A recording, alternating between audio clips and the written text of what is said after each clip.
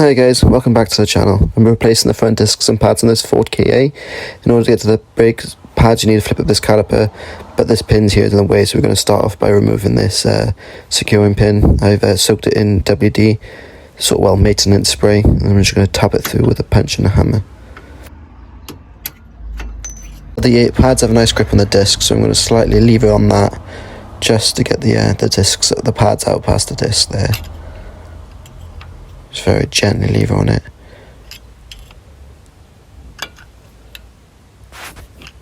With that done, I'm going to flip the caliper up, but I don't want to damage this brake wire sensor here, so just unplug that. I don't think this is the OE one or anything because this wire is huge, but yeah, just lift that up and pull it out. Flip the caliper up. I'm going to use a bungee cord to hold that into place now. Yes, these pads are basically new, but I failed an MOT because the discs are shot. Before I totally remove the caliper, what I'm going to do is crack off these 10mm disc retaining bolts. They're like wheel locators as well. So what you're going to do is just going to give the handle a quick smack and just shock it out. So it'll spin like that. Just give it a quick shock and it knocks it free. Normally, it doesn't want to work for me. There we are. Bada boom. And just twist them out. Because if these seize up or anything like that, you could, whilst it's still there, you could use the pads or whatever to hold it in place. Right, with them off, now I'm going to grab my bungee cord and then just wrap it up around the spring and around the caliper just to hold it up so I can get to the pads. It's easier to separate these as one rather than separating the caliper from the carrier, just because it's awkward to get it back on after. Just flick it around there, hold it into place. Doesn't have to look pretty or fabulous, it just has to do the job, you know. And with that secure, just whip out these pads. They're a little bit stuck for being new, but you know, quick swift tap with a hammer and they come out. Now to undo these 17mm bolts on the back of this carry here. I'm using an extra long spanner just to make life a little bit easier for me. And these do just crack off nice and easy.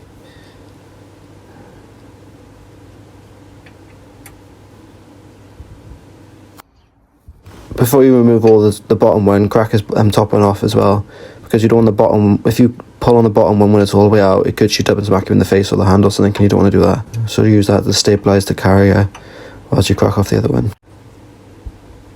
Then I buzz it off the rest of the way with an impact driver, but if you haven't got one, you can just use a ratchet or continue to use your spanner, it doesn't matter.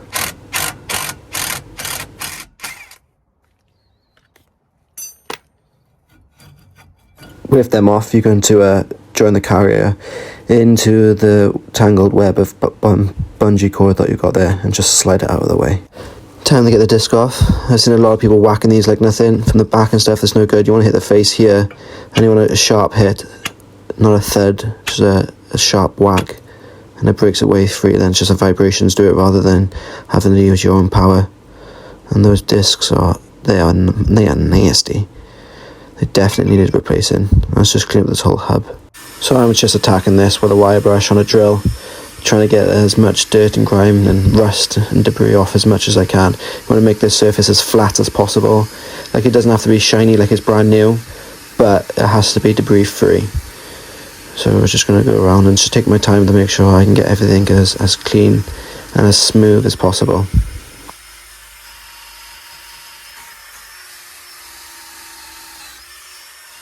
Don't forget, now you want to clean all contact points as well, so make sure you clean up where this carrier goes. And don't forget to clean up the carrier as well itself. Make sure you clean up the back slug all over.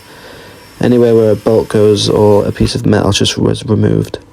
I'm going to be fitting this OE quality matching discs and pads from Blueprint and Febby.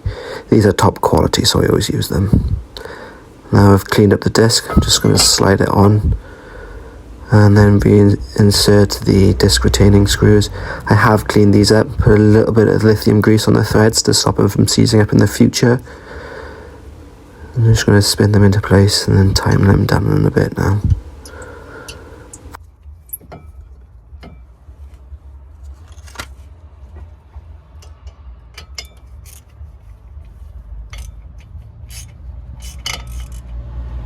These don't have to go up tight, so just nip them up nice and gently.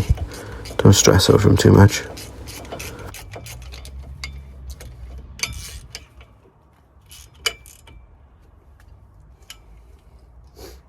Now, before fitting this carrier back on, I just want to make sure it's all nice and clean. Just got the wire brush in where the pads run. I'm going to clean that up. Probably end up getting I've had issues with these, with the pads don't go straight in, and then I'd have to strip it back down to clean it out again, so I'm probably going to get a file on it just to make sure everything's perfect.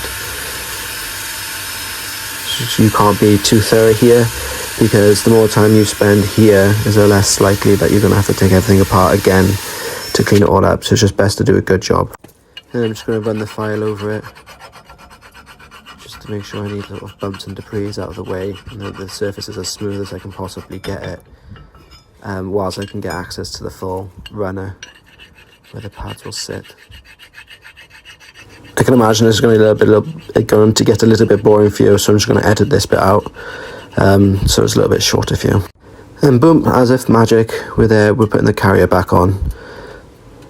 So again, you want to finger tight one in the top and then the other one in the bottom, because you don't want to tighten the top one down too much and then you can't line up the bottom, and then you have to loosen the top one again. So yeah, just make sure they're lined in there properly, and then I'm going to gun them back down.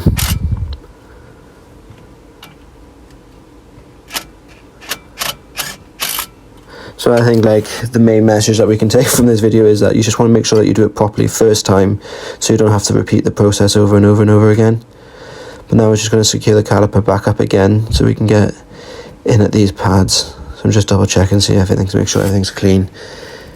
I'm going to tighten these bolts down properly, only because my impact driver is not that strong, and these spanners really are. So I know if these spanners are tight, then that thing isn't coming undone.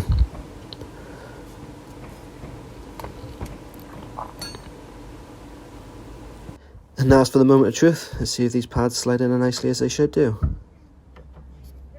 And boom, almost like I did a good job in it. It's just slide in there lovely. So I've got a bit of Keratech, or Ceratech, however you pronounce it, only on the contact points. They've got anti-rattle shims on the back. These are good ones from Febby.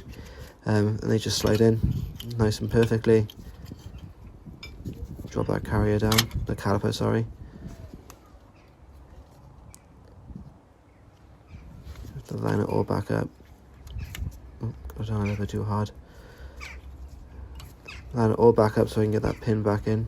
See that spring is moving there? That's where you have to hold it in, so you can get this pin in the middle. So push it down. I've cleaned up all the pin and everything, so that should just slide in properly.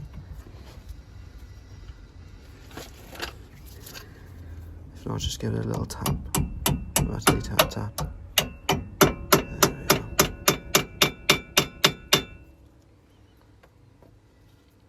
And that's now nice and secure in there.